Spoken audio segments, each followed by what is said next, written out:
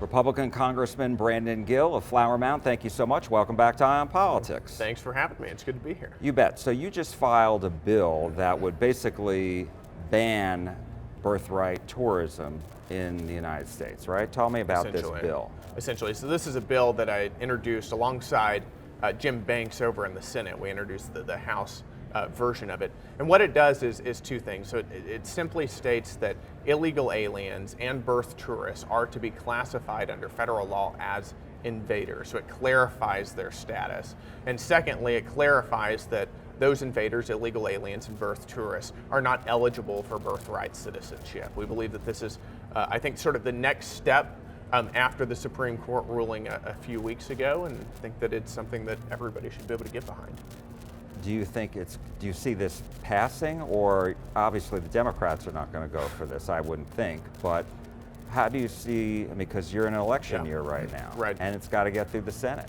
Yeah, you know, I think that this is a bill that every Republican should easily be able to get behind. I think it's a bill that most of the American public would agree with. I think they would agree that if you were coming into the country for the sole purpose of lying on your immigration forms to come into the country to give birth so that you can be anchored into the United States because of that, I think most Americans would say there's a real problem here that we need to fix, and this is a very, I think, a solid way of fixing it.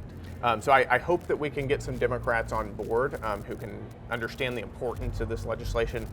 Candidly, I don't have a whole lot of hope. They've been pretty against us on almost every single common sense immigration related measure we put forward. Now, would this require a constitutional amendment or no? Because what exactly are you doing to change the mechanism? Yeah, so the courts have long understood that the children of invaders are not subject to birthright citizenship. That's not disputed on either side of the aisle. That's been case law for quite some time. What this does is it simply clarifies that illegal aliens and birth tourists fall under that category. So it wouldn't require a constitutional amendment. Isn't that what makes it an uphill battle as far as even perhaps legally changing that status?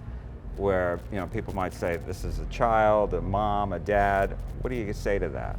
Well, what we're saying is that if you came across the border illegally, particularly if you're an illegal alien, or particularly if you came across for the purpose of giving birth. So remember, these are people who come to the southern border. They lie on their immigration forms and say, I'm coming here for tourist reasons or for business reasons or for some other reason, whereas the reality is they're coming for the purpose of giving birth so that their child can be an American citizen. They can then be anchored into the United States, and then it creates a whole sort of cascading series of problems. What we're trying to do is fix that. And I think most Americans look at the southern border and they realize we ought to have a border, we ought to be a sovereign nation, and we ought to be able to determine who comes into our country. And whenever they do, they ought to come in on our terms, not illegally or not under false pretenses. So I was doing some research, and I found Pew Research found in 2023 there were 300,000 babies born in the United States to unauthorized immigrants, up from 200,000 in 2021. Yeah. When you hear that number, what goes through your mind?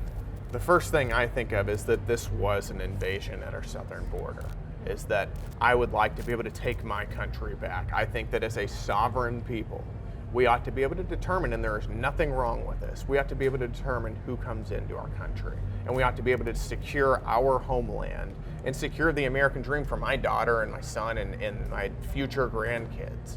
And that is our first obligation as a member of Congress or anybody in elected office. And what Joe Biden did to this country intentionally, as a deliberate matter of policy, by opening up our southern border, is absolutely unforgivable, because it will be something that we're dealing with for decades to come. We're going to be dealing with the consequences of this for a long, long time, which is exactly why I don't think Democrats should ever be trusted to govern this country or to have any substantial amount of power again. And my last question on this topic is, what do you say to those who say, look, the Supreme Court dealt with this already. This issue is done. You say?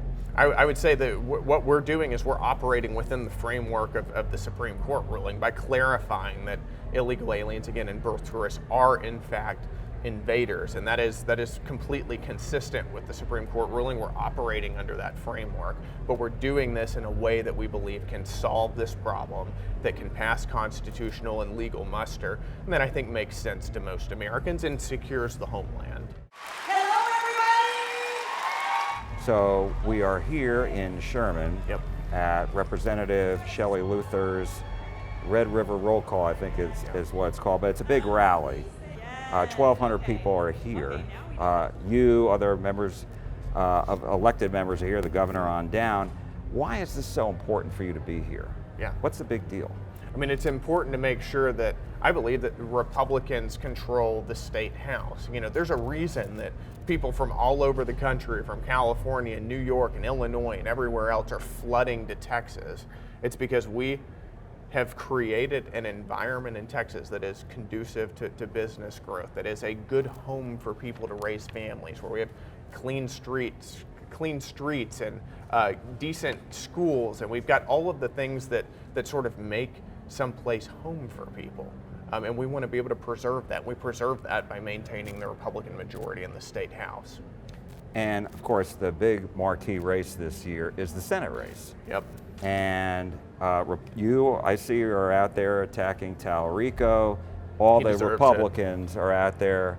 And my question to you is, all the independent polls show this is a neck and neck race. Mm-hmm. Why do you think that is? Well, first of all, you never take any race for granted. And I would always point out that I think we've seen this sort of narrative during the past several cycles. We saw it with Senator Cruz, that the Democrats are going to come in, they're going to flip Texas blue, they're going to elect the first Texas Democratic senator in a long time, and they spend a lot of money and they make a big fuss about it, and then they end up losing to the Republican. And I think we're going to see a similar pattern this cycle. Now, with that said, I think that Republicans have to recognize that this isn't an election that we can take for granted. We've got to make sure that we're getting out to the polls. Tallarico is a radical leftist. This is somebody who's talked about putting a welcome mat on our southern border. Somebody who, God is non-binary. But he also obsessed says with transgender kids. I mean, Yeah. he's got a long history of really embracing every woke, weird aphorism that the left pushed. Without any irony at all, by the way. I mean, that's what this guy believes, and that's just not Texas values. on the welcome mat, I mean, I know he said a welcome mat, but then after that he also says there should be a lock at the front door. What do you say to that? Is that still not good enough? I would say I don't trust the party that flooded our country with 15 to 20 million illegals on any matter related to immigration. We saw what they meant whenever they said we want to put a welcome mat on the southern border and a lock on the door, and what that really meant was allowing 15 million illegal aliens into our neighborhood. So I don't trust them a bit, and I don't think most Americans do either. And last question, I appreciate your time, Congressman. We saw the congressional hearing last week with the Smithsonian. That got a lot of eyeballs on social media. And you were questioning about the merchandise that was being sold. I think you had a concern about, I think, a hat or T-shirts that said Latina Power. What was your concern? Well, what I wanted to understand was, why is the Smithsonian Institution, a group that represents all Americans, selling merchandise promoting the specific power related to a specific ethnicity or race? I mean, what is Latina power? That was my question. I'd love to hear somebody articulate clearly what is Latina power, and why should the Smithsonian institution sell Latino power? Why not Latino power? What about American power? What about European power? I think if anybody, and I'm certainly not advocating for this in any way and don't think we should, but if somebody argued that we should sell white power paraphernalia, I think we would all have a problem with it. I certainly would.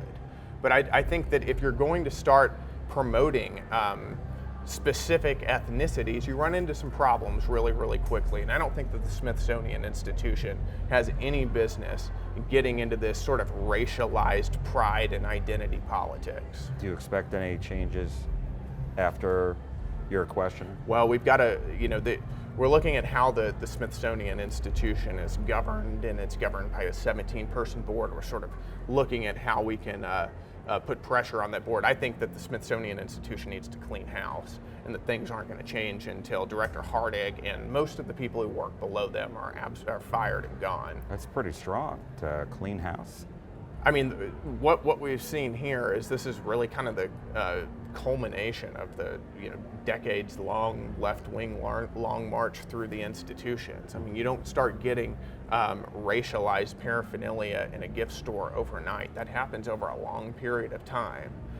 If you look at the stuff that the Smithsonian Institution is promoting right now, it's T-shirts encouraging illegal aliens to vote in American elections. It's pictures of men wearing bondage gear and promoting sexual fetishes, promoting that and then downplaying the role of the founding fathers in American history. I mean, it's stuff that's pretty far out there, regardless of which side of the aisle that you're on. And again, that you don't get that overnight. You get that from a systematic attempt by the left to take over American institutions, and the way that we're going to end that is by cleaning house. We will leave it there. North Texas Congressman Brandon Gill, thank you so much. Thanks for having me. We appreciate it. Thank you.